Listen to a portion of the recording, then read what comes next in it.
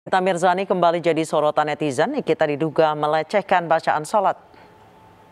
Maghribi salasa raka'atin mustaqbilal qiblati ada lillahi ta'ala takbir. Inilah video TikTok saat Nikita Mirzani membaca niat sholat maghrib dengan suara keras, lalu kemudian tertawa. Video tersebut kemudian menuai beragam komentar warganet. Sebagian besar menilai aksi tersebut tidak pantas dan cenderung melecehkan Islam. Akibat aksinya, Perkumpulan Anti Diskriminasi Indonesia menyayangkan sikap Nikita Mirzani yang dianggap menjadikan bacaan sholat sebagai candaan. Padi juga mengingatkan agar Nikita tidak membuat konten yang mendiskreditkan agama.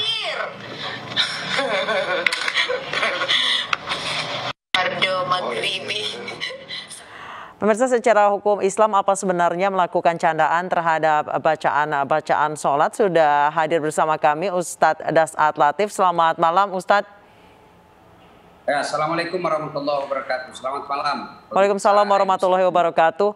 Ustadz, untuk umat muslim sendiri sebenarnya apa hukumnya jika membecandakan bacaan-bacaan sholat?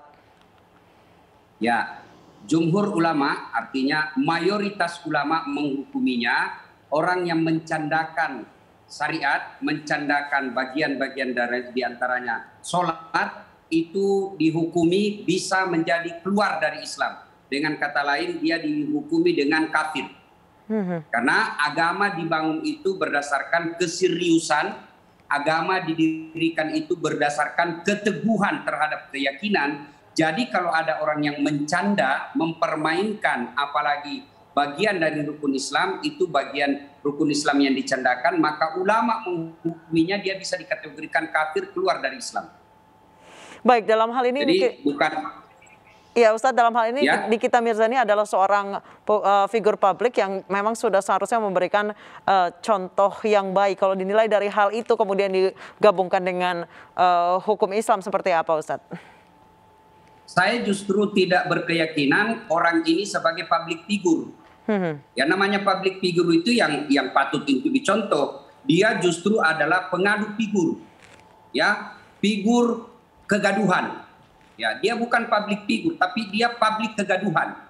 Jadi sebaiknya orang seperti ini, kalau kita orang Islam yang peduli terhadap agama, mengangkat marwah agama kita, menjaga wibawa agama kita, kita unfollow orang seperti ini. Kita jangan mengikuti akunnya, kita blok. Supaya apa? Dia tidak memicu kegaduhan. Alhamdulillah kita ini sudah bersyukur kepada Allah, COVID sudah mulai mereda. COVID sudah bisa membuat kita agak tenang. Tiba lagi ada isu, ada konten-konten seperti ini. Saya yakin orang-orang seperti ini bikin konten gila seperti ini hanya mencari popularitas. Barangkali dari segi kreativitas positif, aktingnya sudah mulai pudar, kemudian popularitasnya mulai pudar, tidak punya kreativitas yang positif, akhirnya cari yang negatif supaya kembali terangkat popularitasnya. Ada pepatah Arab mengatakan kalau kau mau terkenal kencingi sumur Samsam. Ya memang kalau pasti kau terkenal satu dunia kalau mengencingi sumur Samsam, tapi terkenalmu adalah terkenal dalam hal negatif. Maka saudara-saudara, ya, saudaraku seiman, ya, orang-orang seperti ini kita tidak usah rusulah, tidak usah pedulikan orang begini. Cukup kalau kita peduli terhadap agama, unfollow, blok dia punya akun, ya, jangan ikuti. Kita kemudian menghukumnya dengan hukum sosial, hilangkan dia dari media sosial. Kemudian pihak aparat, ya, sebaiknya orang-orang seperti ini perlu mendapat perhatian khusus. Perhatian khusus dalam arti adalah tindakan hukum, ya, mungkin dipanggil untuk ditanya, ya, untuk selebihnya ya orang-orang hukumlah yang tahu. Kemudian bisa juga orang-orang seperti ini diperiksa kesehatan jiwanya, ya. Orang sakit jiwa itu tidak berarti gila. Orang sakit jiwa itu kan ada tingkatan-tingkatannya. Gila itu sudah parah. Tetapi orang seperti ini saya yakin ada gangguan jiwa karena selalu menganggap hiburan, selalu mencari popularitas dari hal-hal negatif. Itu kan abnormal namanya. Ya, saya doakan mudah-mudahan orang seperti ini mendapat hidayah dari Allah sehingga dia bisa kalaupun nanti akan wafat, wafatnya dia sudah mendapat hidayah dari Allah Subhanahu wa taala. Auzubillahi min dzalik. Baik, Ustadz, untuk efek jerah, apakah kasus seperti ini layak dilaporkan ke polisi terkait dengan penistaan agama, Ustadz?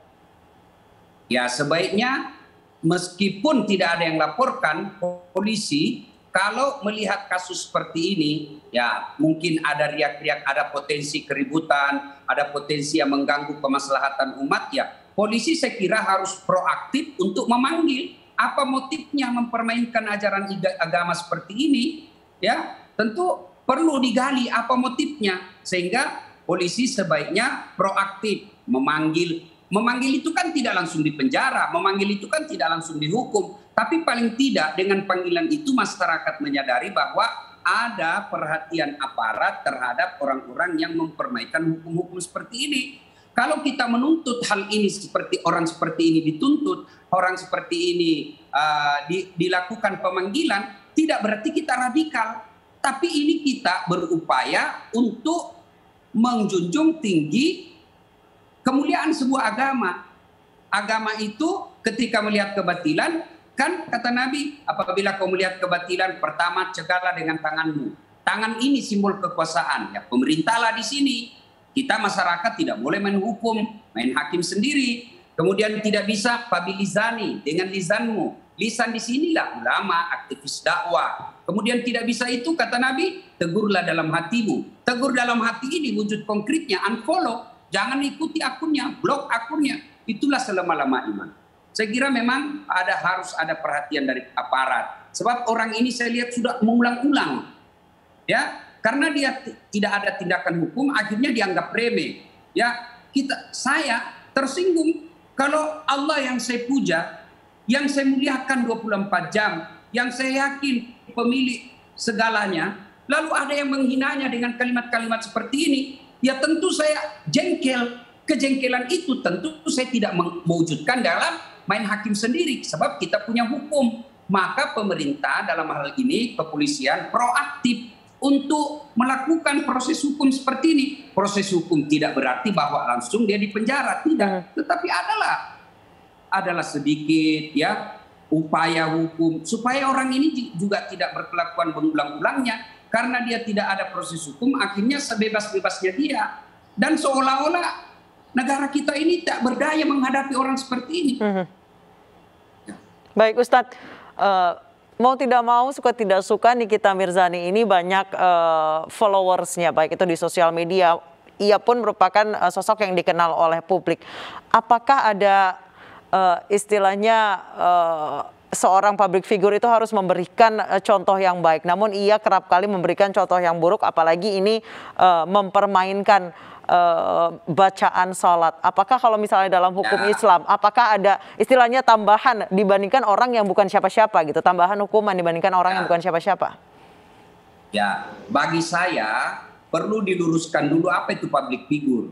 Bagi saya orang seperti ini definisi penting ya, definisi hakiki. Menurut Kamus Besar Bahasa Indonesia, public figure itu adalah orang-orang yang patut diikuti tingkah lakunya, patut dicontoh kelakuannya, dan dicontoh menjadi yang namanya public figure. Dicontoh dalam hal nilai-nilai kebaikan. Ini public figure. Tapi kalau seperti ini bukan public figure, dia sumber kegaduhan. Apalagi yang dia lakukan ini adalah menodai nilai-nilai agama. Bagi orang yang baik agamanya, ya pasti merasa terhina kalau ajaran rukun-rukun sholat, ya praktek sholat dipermainkan, nama mulia, nama-nama Allah, Asmaul Husna dilecehkan. Ya bagi kita orang beriman ini kan sakit hati. Tapi sakit hati kita kan tidak boleh main hakim sendiri. Maka negara ini kita harap mewakililah sakit hatinya umat ini agar orang seperti ini dikenakan hukum. Namanya orang yang banyak followernya, banyak orang yang mengikutinya, apalagi kalau pengikutnya banyak anak-anak SMA, ya banyak anak-anak SMP yang masih labil. Saya khawatir melakukan penodaan seperti ini dianggap hal biasa. Ya, oleh karena itu ya perlu memang ada tindakan hukum. Nah, tindakan hukum yang saya maksud pelajari apa motifnya, biarlah di pengadilan nanti yang membuktikan dia benar atau tidak. Bukanlah opini yang membuktikan dia benar atau tidak. Tapi polisi memanggilnya, menanyainya, kemudian proses hukum selanjutnya, salah atau tidak, biarlah di pengadilan dia dihukum, dibuktikan. Kalau dia tidak bersalah menurut tinjauan hukum di depan hakim, ya tentu kita bebaskan. Tapi kalau dia terbukti menyalahi hukum berlaku di Indonesia, ya dia harus jalani hukumannya, supaya tidak menjadi contoh bagi orang-orang yang lain. Baik, Ustadz, adakah contoh-contoh kisah di zaman Nabi, orang-orang yang membercandakan atau mempermainkan kalimat-kalimat suci ataupun bacaan-bacaan dalam sholat? Pada zaman sahabat ada kejadian seperti ini dan dia dihukum. Ya, ada yang dihukum pancung karena mempermainkan nilai-nilai agama. Tapi kan kita bukan negara syariat Islam, kita tidak menerapkan syariat Islam. Oleh karena seperti ini kejadiannya, maka kita hanya minta kepada aparat, minimal panggillah dia. Dia kan sudah beberapa kali dipanggil untuk ditanyai apa motifnya, ya, supaya apa? Kita ini merasa bahwa memang ada hukum yang berlaku di Indonesia ketika kalian menghina agama seseorang. Baik, Ustadz, kami juga sudah terhubung dengan Perkumpulan Anti Diskriminasi Indonesia, Bapak Edi Prasetyo. Selamat malam, Pak Edi. Selamat malam. Baik, Pak Edi, ini apakah rencananya akan melaporkan ke polisi terkait dengan Nikita Mirzani yang mempermainkan bacaan salat? Terkait hal ini kami masih koordinasi ya dengan tokoh-tokoh ulama beberapa ulama di Jawa Timur maupun di tingkat nasional. Karena kan sebenarnya ranah ini kan MUI yang harus menegur kan gitu loh. Nah, kami kemarin dari Perkumpulan Anti Diskriminasi Indonesia sangat menyayangkan. Karena apa? Kejadian itu 2 hari sebelum Hari Santri Nasional kan gitu. Nah, kami sangat menyesalkan apa yang menyayangkan apa yang disampaikan Mbak Nikita Mirzani itu gitu. Baik, sejauh ini apa langkah awal yang dilakukan, Pak Edi? Kami sih masih teguran lah, teguran saja, belum mengambil langkah hukum kan gitu. Bagaimana? Kami melakukan teguran secara kemarin kan bertugas ya, kita bikin rilis ya kan. Itu aja sih, masih tahap pandangnya masih di situ. Oh baik, masih mendiskusikan ya Pak Edi ya? Belum ya. Akan melaporkan ke polisi? Iya belum. Kami kan tunggu tokoh-tokoh ulama. Ini kan sebenarnya gini. Kami menunggu respon dari para ulama bagaimana terkait apakah termasuk pelecehan ataupun penistaan atau penodaan agama kan gitu. Kami kan harus dikaji lebih lanjut.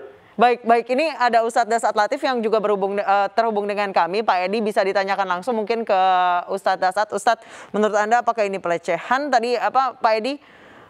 Pelecehan, penodaan atau penistaan. Kita yang kita kaji masih di situ.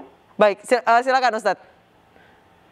Saya pada pendapat dia termasuk pelecehan atau tidak itu bagian daripada aparat hukum. Saya sebagai aktivis dakwah yang menyembah Allah, yang salat 5 kali sehari semalam, yang sangat memuliakan bacaan-bacaan salat, merasa terganggu dengan adanya tindakan seperti ini. Tetapi saya tentu tidak punya kuasa untuk melakukan teguran kepada dia karena kita negara hukum. Saya tidak punya kuasa untuk melaporkan dia sebab saya bukan ahli hukum pidana.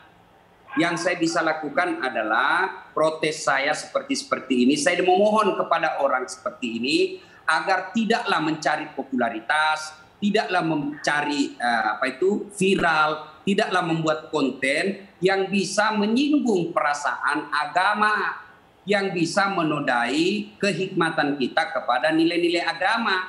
Barangkali buat dia dianggap canda, tapi bagi kita yang sangat memuliakan ajaran agama, ini bukan canda, tapi ini penistaan. Soal dia ternista atau tidak, melakukan penistaan atau tidak, saya tidak punya kompetensi untuk membuktikannya. Karenanya itu bagian tugas daripada penegak hukum. Ya, saya hanya mendoakan mudah-mudahan orang seperti ini diberi hidayah oleh Allah Subhanahu wa taala agar tidak mengulangnya dan tidak menjadikan agama sebagai candaan. Berapa tahun sih umurnya, berapa tahun sih popularitasnya, berapa duit sih dia punya, ya. Ya nauzubillah min zalik, kalau kemudian tidak sempat bertobat, apalagi candaan-candaan seperti ini sampai tertanam di hatinya, menganggap remeh bacaan sholat, lalu wafat, nauzubillah min zalik.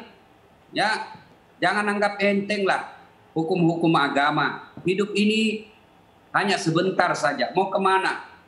Kullu nafsin sa'iqatil maut. Semua yang hidup pasti akan mati. Dan mati itu adalah sumber memperolehnya keadilan, ganjaran atas segala perbuatan yang kita lakukan di dunia ini. Ya, mudah-mudahan orang ini tidak lagi mengulangnya. Mudah-mudahan mendapat hidayah dan bertobat. Kalau betul bertobatan nasuha, insya Allah Allah mengampuninya.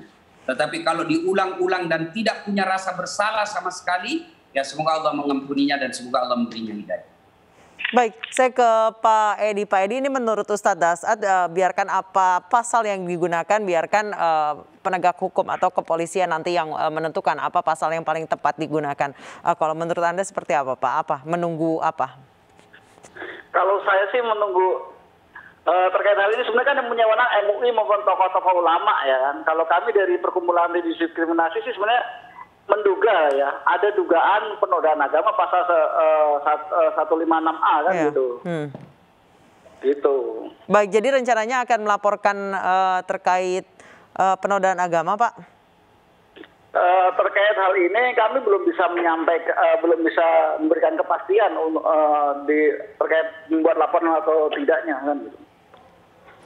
Kami berharap sih masih Mbak Ani kita tuh mempunyai